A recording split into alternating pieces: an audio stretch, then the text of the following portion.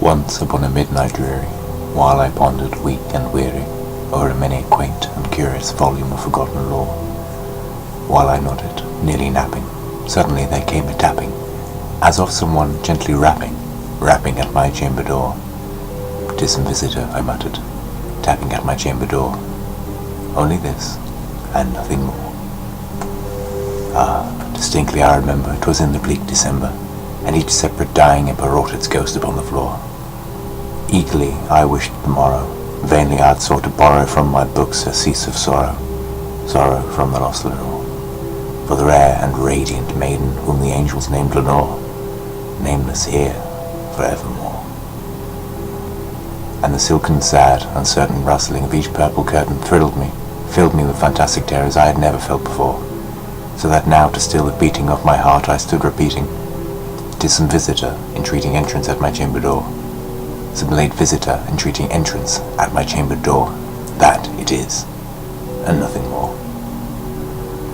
Presently my soul grew stronger, hesitating then no longer. "Sir," said I, "or madam, truly your forgiveness I implore, but the fact is I was napping, and so gently you came rapping, and so faintly you came tapping at my chamber door that I scarce was sure I heard you." Here I opened wide the door. Darkness there, and nothing more. Deep into that darkness peering, long I stood there, wondering, fearing, doubting, dreaming dreams no mortal ever dared to dream before. But the silence was unbroken, and the darkness gave no token, and the only word there spoken was the whispered word, "Lenore." This I whispered, and an echo murmured back the word "Lenore." Merely this, and nothing more. Back into that chamber turning, all my soul within me burning. Soon again I heard it tapping, somewhat louder than before.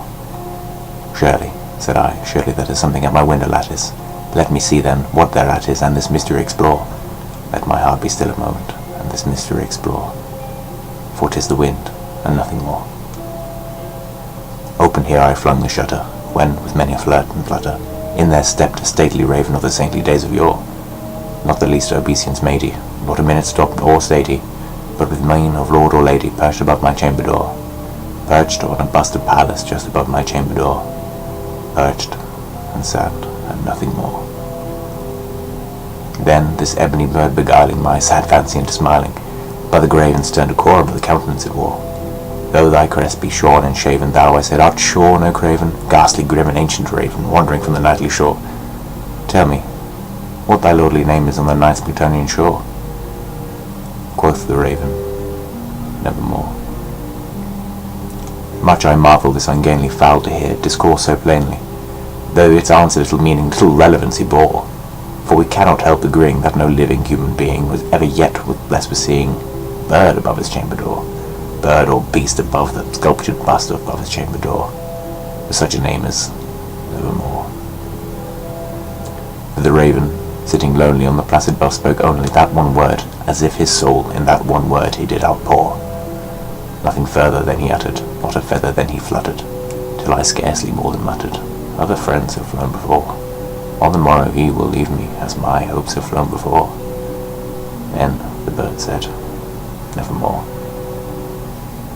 Startled at the stillness broken by reply so aptly spoken, "Doubtless," said I, "what it utters is only stock and store, caught from some unhappy master, whom unmerciful disaster followed fast, and followed faster, till his songs one burden bore, till the dirges of his hope that melancholy burden bore of never, nevermore."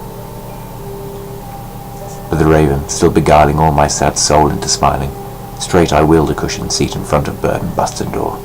Then upon the velvet sinking I betook myself to linking fancy unto fancy, thinking what this ominous bird of yore, what this grim, ungainly, ghastly, gaunt, and ominous bird of yore meant in croaking "Nevermore."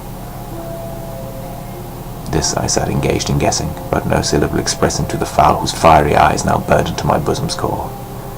This and more I sat divining, with my head at ease reclining on the cushion's velvet lining that the lamplight gloated o'er, but whose velvet violet lining, with the lamplight floating o'er, she shall press nevermore.